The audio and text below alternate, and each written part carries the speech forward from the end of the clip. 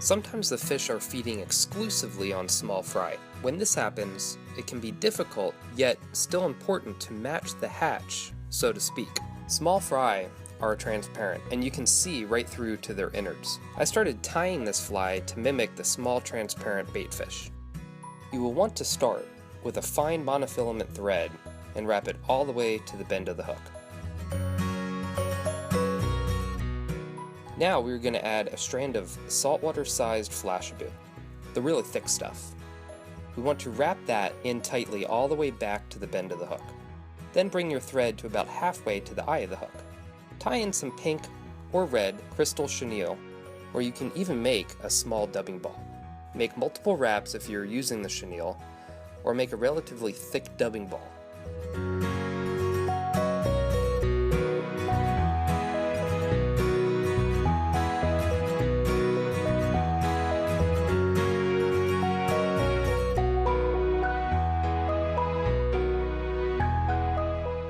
Now, we will wrap our flashabou all the way up the hook shank. Once you reach the chenille, wrap over the chenille and capture it right on the other side with your thread.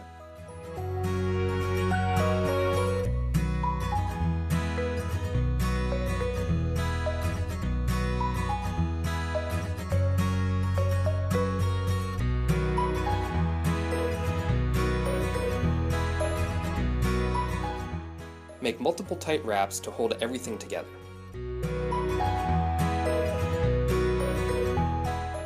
Now, pull a generous pinch off of some pearl ice dubbing. You will want to wrap the dubbing around the hook shank and tie it in so it is completely engulfing the entire hook.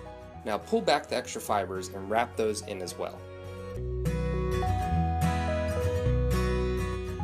Now we're going to add 4 to 5 strands of crystal flash on the top of the dubbing. Wrap this in so there is a small tag end on the end of the flash. Then pull those tag ends backwards and tie them in as well. As you can see, those tag ends will flare outward and create some bulk. Now pull a small pinch of ice dubbing in whatever color you plan on tying this in. In this case I am using olive. Tie this in at the center of the clump on top of the hook. Double it over on itself and tie that side in as well. Now pull a very small pinch of olive dubbing and dub that into your fly to create a tapered head.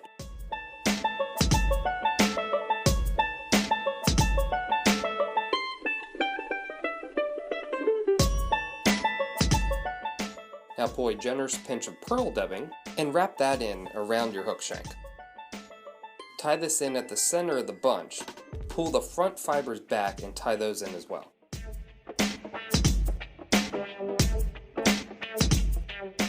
Now you can whip finish your fly.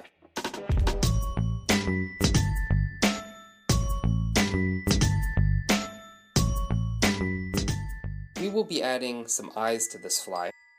I'm using size 3/32 silver 3D eyes.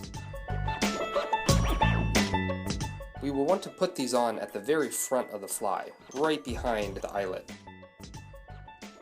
This will hide any wraps and give a small head on the fly.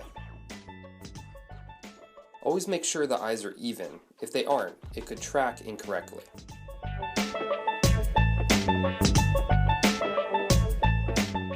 Now we can epoxy our eyes in. I am using a product by Solarez called Thin Hard UV Curing Epoxy. It is thin enough to penetrate the fibers, yet still thick enough to form a small bulge over the eyes for a head.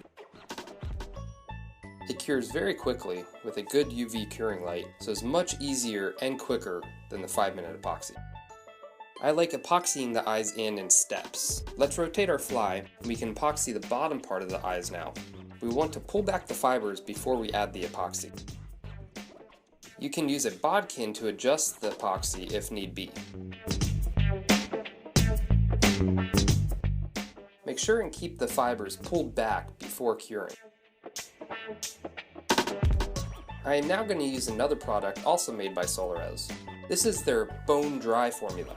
It is super thin and comes with a brush applicator. I like painting around the eyes with it. It will cure super hard without any tackiness. It will also be one last added step to ensure the eyes are completely covered with epoxy. This will ensure that they stay on and make the fly much more durable.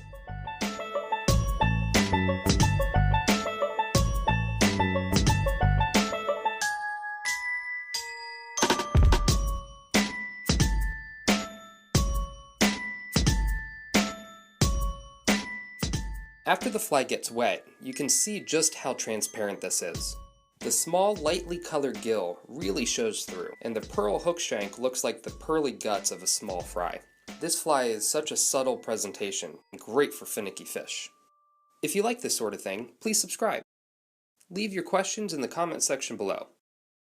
Now go catch some fish.